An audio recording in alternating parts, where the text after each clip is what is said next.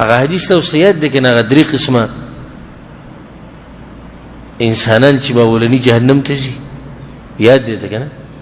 ابو هريره رضی الله عنه په باره کې راځي وی کله چې به دغه حدیث بیانو بیهوشه بشو بیا به ملګرو په وبون وسنه بهوش کې براغ په حدیث کې دی اولنی درې انسانان چې الله به د جهنم ور ګرمي هغه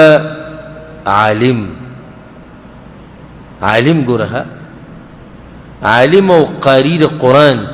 اولنی انسان چې به جهنم ته شي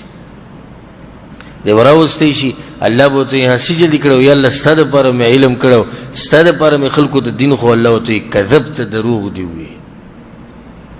دا خو دې لپاره عبادت کو چې خلک دې صفاتو کې خلک د تعلیم او خلک د قاری وي وقد قيل هم دقشان شيو دقشان د خلکو ویلي مو صفاتونه دې شيو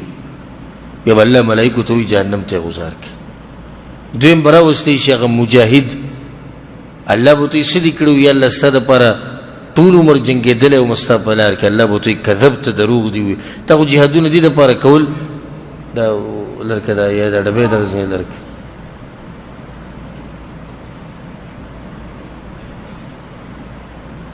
الله به ته کذبت دروغ دی وي ته خو د دې لپاره جهادونه کول چې خلک ستا صفاتو کې خلک د زړور وي او خلک د زورور وي بیا الله ملائکه ته جهنم ته بوزي او دریم قسم هغه دي چې الله په لار کې ډیر خرچ کړي دی ورش الله به ته سدي کړي یا الله ستا په لار کې مې ستا په دین باندې مې پیسې لګولې الله ته کذبت دروغ دی وي تا خو دې لپاره خرچي کوي چې خلک دې صفاتو کې چې دا سړی څه غني انسان خیالم دې کنده یو نیم سړی سریال دوور کې نه بیا یادې کچته غریب له سور کې کچته چاند چاله ور کې نو بس دا غریب په شرمونو یو شرمېزه په ځای یادې وجه سده چې زما صفاتو کې وجدار چې زما صفاتو شي الله به سړی تم دا وي وقت قيل او خلق دي صفات کړو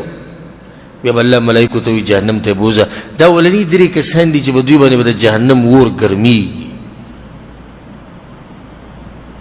او بلی به نو دا غریه کاریغه جزاء ده او په دنیا کې هیڅ ملونه چې چلته حدیث کې سو وې دیم پریدم او دا عملوم پریدم امام ابن ماجه چې کوم حدیث اورو مشهور حدیث ته موږ بار ویلې رب صائم ليس له من صومه الا الجوع والعطش ورب قائم ليس له من قيامه الا السهر بعض روجتیان هغه دی پیغمبر صلی الله علیه وسلم وی چې دی روجه کې او تصرف او صرف لوګه او تند ملو شوی او بعض د شپې قیام کوون کې هغه دی چې د شپې په تهجد کې او صرف ستړیواله ملو شوی دی او شوګیره په نصیب رسیدلی ده بس هیڅ اجر وته ملو نشو هم د دې خلکو مبارک الله سوی قیامت پر ورځ به بعض هغه کسانی چې وجوه یومئذ خاشعه بعض مخونه په هغه ورځ په یره کې ذلیله وي عامله ناصبه الله عمل به کړي غزان به ستړي کړي دا خلک عامله ناصبه څومره د یعنی زدي الله دې موږ د دې تبعین ساتي تاسو ناشنا تبعید چې سړی په دنیا کې ځان ستړي کې او آخرت کې الله ته مخامخ شي الله ته استمنري قبول شي او په دویم پر دنیا ته بیا راتګ نه کیږي یو موقع غزاش نو کله چې با ابو هريره رضی الله عنه درې کسانو د حدیث اورو کنه به هوښ به شروع بولید په ځان به وېریت هغه نیکان خلک به په ځان یریت